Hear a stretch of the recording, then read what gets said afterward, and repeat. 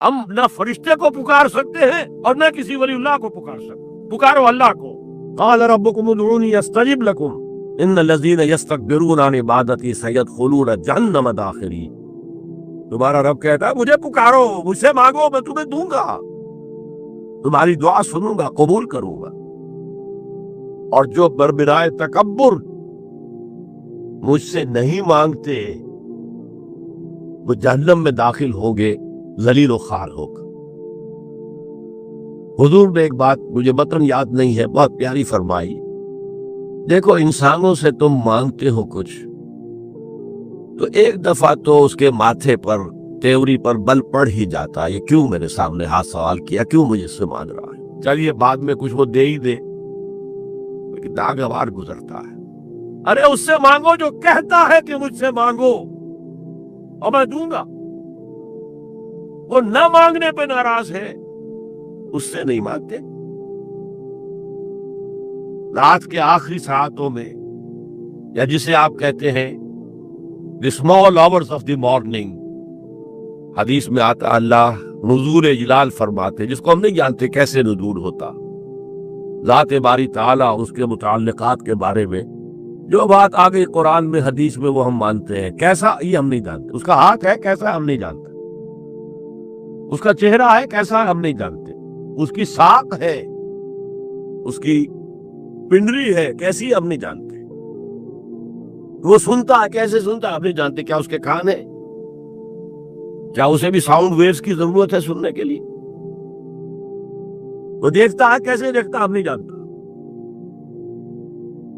وہ اترتا ہے کیسے اترتا ہم نہیں جانتا، جو قرآن میں آ گیا حدیث میں آ گیا مان لیجئے بس، باقی یہ متشابہات میں سے ہے، اس کی کھود کرید میں پڑو گے تو فتنے میں مبتلا ہو جاؤ گے، ابتغاء الفتنۃ وابتغاء تاویلہ۔ لہذا حدیث میں آتا ہے کہ رات کی آخری ساعتوں میں اللہ سمائے دنیا تک نزول فرماتے ہیں، اور پھر ندا لگتی ہے هل من سائل فأعطیہ، ہے کوئی سوال کرنے والا مانگنے والا کہ میں اسے دوں، هل من مستغفر فأغفر له، ہے کوئی گناہوں کی معافی چاہنے والا کہ میں اسے معاف کر دوں۔ ہم انٹا غفیر سو رہے، ہم تو مائل بکرم ہے، کوئی سائل ہی نہیں، راہ دکھلائیں کسے، رہنم منزل ہی نہیں، راہ کسے دکھ رہا، اللہ کے راستے پر چلنے کا فیصلہ کرو، اللہ کی راہ میں جہاد کا فیصلہ کرو، پھر اللہ راستہ کھولے گا، والذین جاہدوا فینا لنہدینہم سبلنا، وہ لوگ کہ جو ہمارے راستے میں جہاد کرے، محنت کرے، مشقتیں کرے، ہم لازماً ان پر اپنے راستے کھولتے چلے جائیں۔ تو دعا شرک فی الدعا، مانگو صرف اللہ سے، اللہ سے، اللہ سے،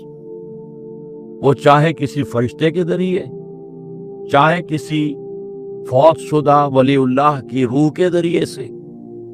چاہے کسی کو بھی نہیں، براہ راست اپنے حکم سے، اس کی تو قدرت ہے جو چاہے کرے، کن فیکون، وہ جیسے بھی ہو وہ آپ کی ضرورت پوری کرے گا، وہی ہے جو کہ